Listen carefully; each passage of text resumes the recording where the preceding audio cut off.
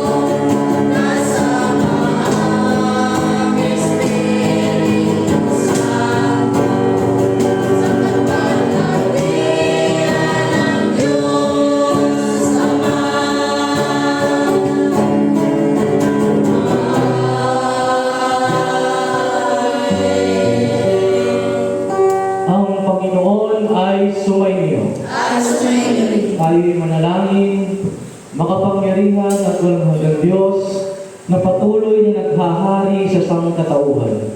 Ipinakilala ng iyong anak ang kanyang sarili sa pamamagitan ng mga pangkaraniwang bagay. Maging sa mga hindi inaasahang pagkakataon, at higit sa lahat sa tinapay na nagbibigay buhay. Naway ang kanyang katawan sa pamamagitan ng banal na komunyon ay patuloy na magbigay sa amin ng panibagong buhay upang aming may pagpatuloy ang paglilingkod sa iyo at sa aming kapwa sa pamamagitan ng Jesucristo na aming Panginoon na nabubuhay at naghahari kasama mo at ng Espiritu Santo, iisang Diyos ngayon at magpakailanman. Amen. Magsiupo po ang lahat at ating pakinggan ang mga pagbasa. Ang pagbabago ng sarili ay nakikita sa karanasan ng buhay, at ito ay sa pamamagitan ng pagkikipagtagpo sa Diyos. Katulad ni Saulo, naging karanasan niya ang makatagpo si Jesus sa gitna ng kanyang pag-uusig, at dahil dito, naunawaan niya ang lahat ng marinig niya. Ang tinig nito at napagnilayang mabuti ang kanyang mga nagawa. Sa ating buhay, hindi natin agad matatagpuan ang Panginoon kung hindi natin sisikapin makatagpo siya sa ating buhay. Ating pong pakinggan ang unang pagbasa.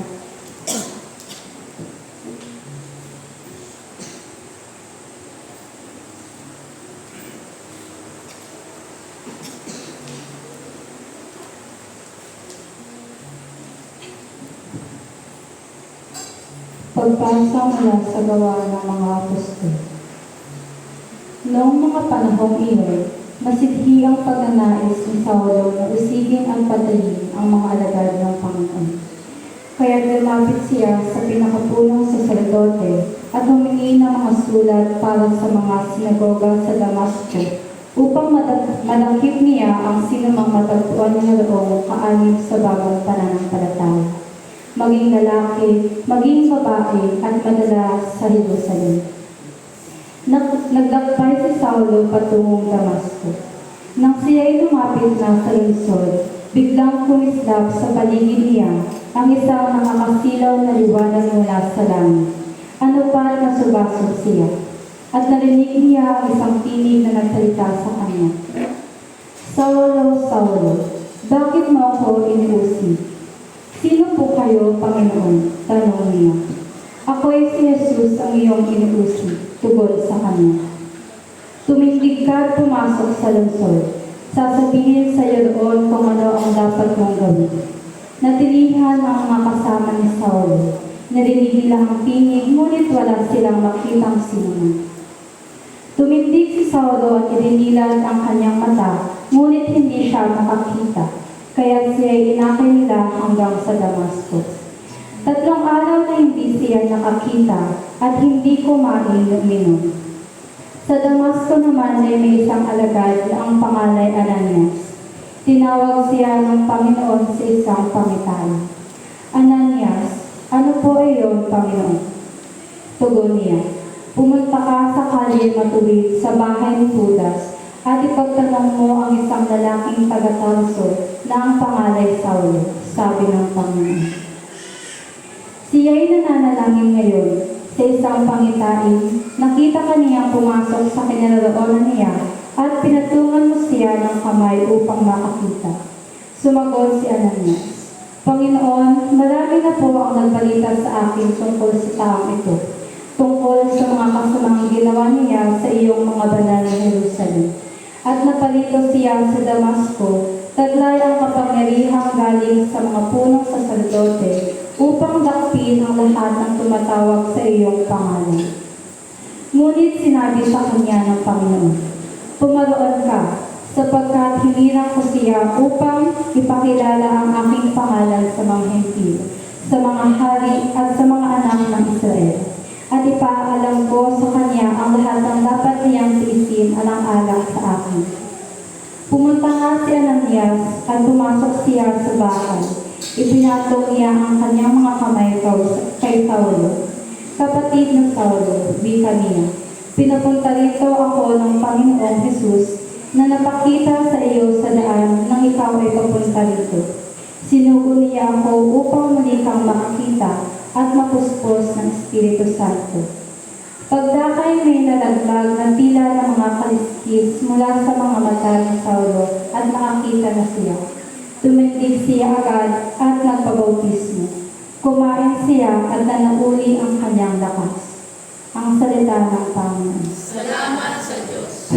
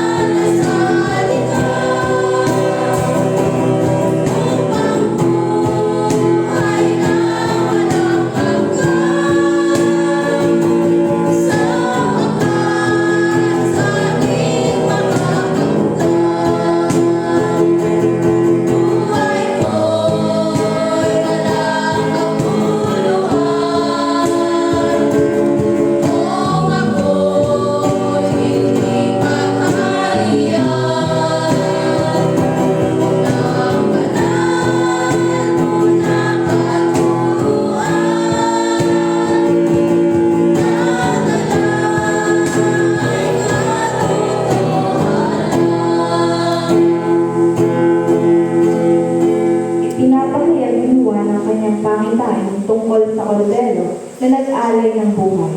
At ang korderong ito ay ang Panginoong Hesus na siyang pinuri at inawitan ng 4 na buhay na matatanda at ng mga anghel. Ipinababatid na tunay nga siya ang nararapat na magpahayag ng ating kaligtasan dahil sa kanyang pagiging Diyos para sa sanlibutan. Ang korderong inihain para sa ikatutubos ng San Sinopol. Atin po pakinggan ang ikalawang pagbasa.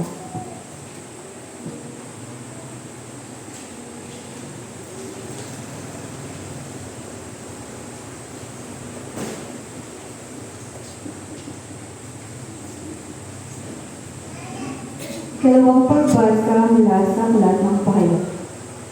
Akong si Juan ay tumingin muli at narinig ko ang tinig ng libo-libot, laksang-laksang anghel.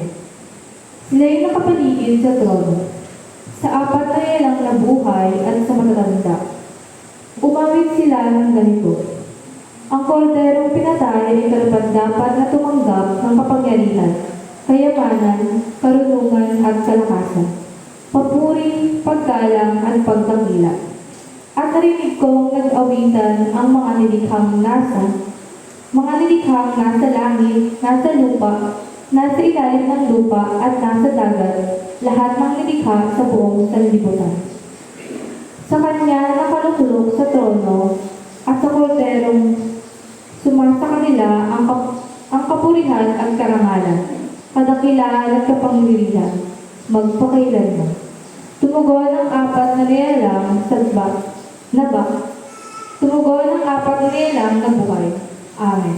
At nagpatira ang pratanda at nagsisamba. Ang salita ng Panginoon. Salamat sa Diyos.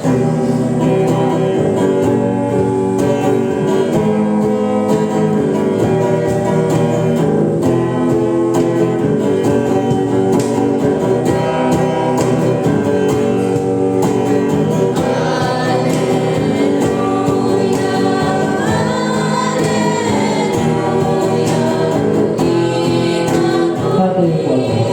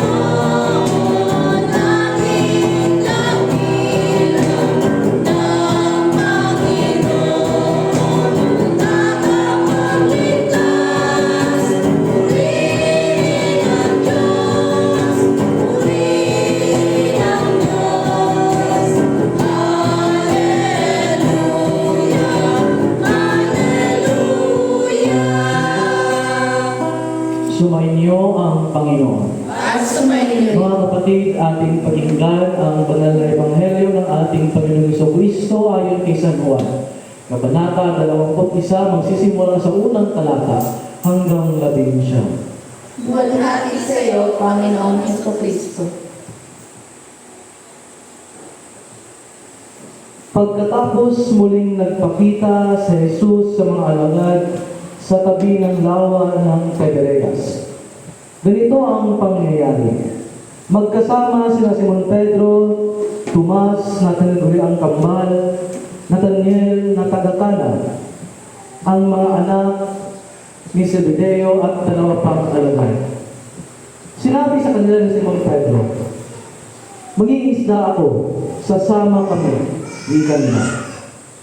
Umalis sila at lumulan sa bangka, subalit walang nahuli ng gabing iyon. Nang nagbukang liwayway, tumayo si Jesus sa pampang, subalit hindi siya nakilala ng mga alagad. Sinabi ni Jesus, "Mga anak, mayroon ba kayong nahuli?" "Wala po," tugon nila. "Ihulog ninyo ang inyong mga lambat sa gawing kanan ng bangka at makakahuli kayo," sabi ni Jesus. Inihulog na nila ang lambat at hindi nila ito mahila sa dami ng kanilang huli. Sinabi kay Pedro ng alagad na minamahal ni Jesus, ang Panginoong iyon. Nang marinig ito ni Simon Pedro, siya'y nagsuot ng damit at tumalon sa tubig. Ang kasama niyang mga alagad ay sumapit sa pampang, sakay ng munting bangka. Hila-hila ang lambat na puno ng isda. Hindi sila gaanong kalayuan sa pampang, mga 9 metro lamang. Pag-ahon nila sa pampang ay nakakita sila roon ng mga baga ng may isdang nakaihaw at ilang tinapay. "Magdala kayo rito ng ilang isdang nahuli ninyo," sabi ni Jesus. Kaya sumampa sa bangka si Simon Pedro at hinila sa pampang ang lambat na puno ng malalaking isda. Hindi na punit ang lambat kahit ganun karami ang isda. "Halik kayo at mag-almusal tayo," sabi ni Jesus. Isa man sa mga alagad ay wala nang nangahas magtanong sa kanya kung sino siya, sapagkat alam nila na siya ang Panginoon. Lumapit si Jesus, kinuha ang tinapay at ibinigay sa kanila, gayon din ang isda. Ito ang ikatlong pagpapakita ni Jesus sa mga alagad pagkatapos ng siyang muling mabuhay. Pagkakain nila, tinanong ni Jesus si Simon Pedro, "Simon, anak ni Juan, iniibig mo ba ako ng higit kaysa mga ito?" "Opo, Panginoon, nalalaman niyong iniibig ko kayo," tugon ni Pedro. Sinabi sa kanya ni Jesus, "Pakainin mo ang aking mga batang tupa." Muli siyang tinanong ni Jesus, "Simon, anak ni Juan, iniibig mo ba ako?" Sumagot si Pedro, "Opo, Panginoon, nalalaman ninyong iniibig ko kayo." Ani ni Jesus, "Pangalagaan mo ang aking mga tupa." Pangatlong ulit na tinanong siya ni Jesus, "Simon, anak ni Juan, iniibig mo ba ako?" Nalungkot si Pedro, sapagkat may katlo na siyang tinanong, "Iniibig mo ba ako?" At sumagot siya, "Panginoon, nalalaman po ninyo ang lahat ng bagay. Nalalaman ninyong iniibig ko po kayo." Sinabi sa kanya ni Jesus, "Pakainin mo ang aking mga tupa." Tandaan mo, nung kabataan mo pa, ikaw ang nagbibihis sa iyong sarili at lumakad ka kung saan mo ibig. Ngunit pagtanda mo, iuunat mo ang iyong mga kamay at iba ang magbibihis sa iyo at dadalhin ka kung saan hindi mo ibig. Pagkatapos, sinabi sa kanya ni Jesus, "Sumunod ka sa akin." Lumingon si Pedro at nakita niyang sumusunod ang alagad na minamahal ni Jesus. Yaong humilig sa dibdib ni Jesus nang sila'y naghahapunan at nagtanong, "Panginoon, sino po ang magkakanulo sa inyo?" Nang makita siya ni Pedro, tinanong nito si Jesus, "Panginoon, ano po naman ang mangyayari sa taong ito?" Mga kapatid, ang banal na ebanghelyo ng Panginoon. Pagpuli sa iyo, Panginoong Kristo.